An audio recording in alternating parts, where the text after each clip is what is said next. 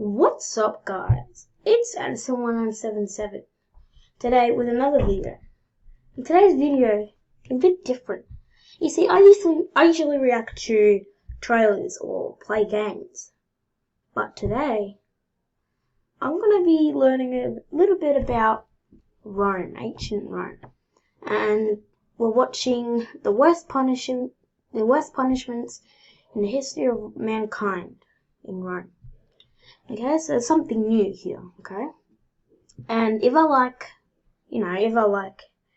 this type of stuff, I'm gonna continue watching it.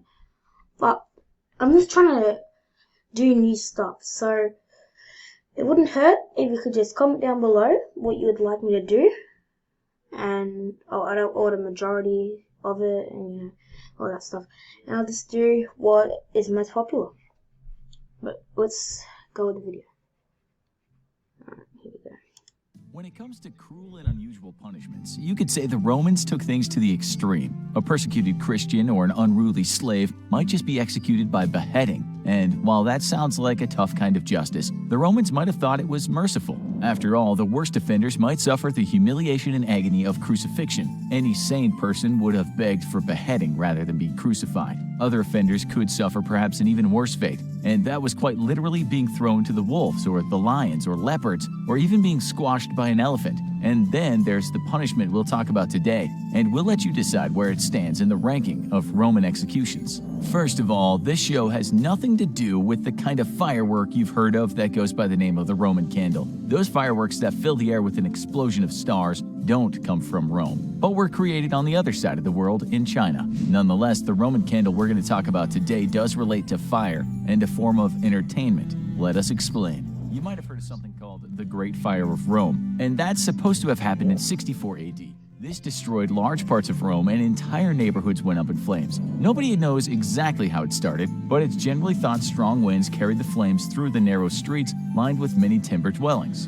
The emperor at the time was a man named Nero, who has gone down in history as perhaps Rome's most villainous character. Some Roman historians wrote about how tyrannical and corrupt this man was, as well as deranged at times. Past and present historians disagree as to the validity of just how crazy this man was, and also what part he had in the fire. Some accounts of the fire come from Roman historians who weren't actually there for the thing, but those accounts are all that exist. There's a possibility that Nero actually had arsonists start the fire so he could rebuild parts of Rome in his own image. If he really was a tyrannical egomaniac, that might make sense. We have the saying Nero fiddled while Rome burned to kind of represent how this man was far from the flames while his people suffered. Violins weren't even invented back then, but the phrase is just supposed to mean he was playing music and having a good time as Rome went up in flames. Maybe the fire was an accident, or maybe Nero had it set, or maybe some arsonists did it who weren't connected to anyone in power. We really don't know, but accounts tell us that Nero blamed minorities for the fire,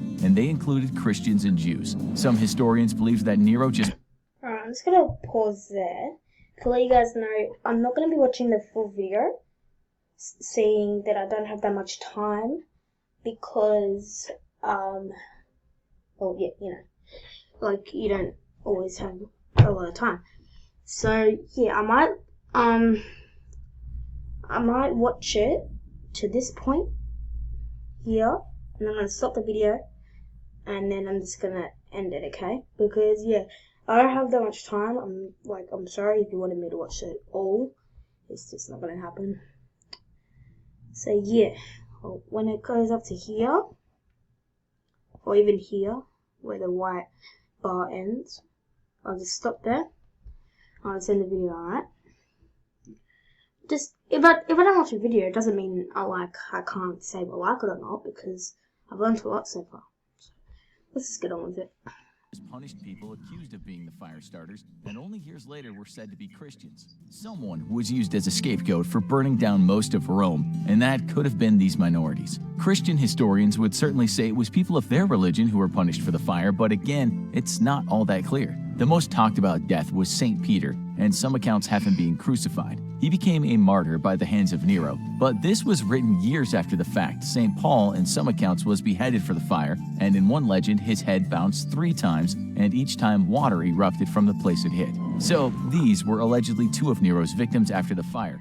according to some stories. We apologize for not being able to tell you exactly what happened, but many things have been written, and historians and theologians will disagree over the matters today. So I'm going to stop at 3:20. Some say Christians were never even discussed by Roman historians at the time, while others say at the time of the fire it's not clear Christians even thought of themselves as Christians. A Roman historian named Tacitus wrote about Nero's wrath after the fire, but again, this was many years after the fact. He wrote that a lot of Christians were being rounded. We'll stop it at there. So, as much as I've known so far, I really like this kind of stuff, like Rome history and all that. So yeah, comment down below what else you want me to react to, and I'll react to it. Simple as that. So I hope you enjoyed this video. If you did, make sure big thumbs up, subscribe, notification bell, you know the deal. Alright, and just comment down below what else you want me to react to, and I might react to it. See you later.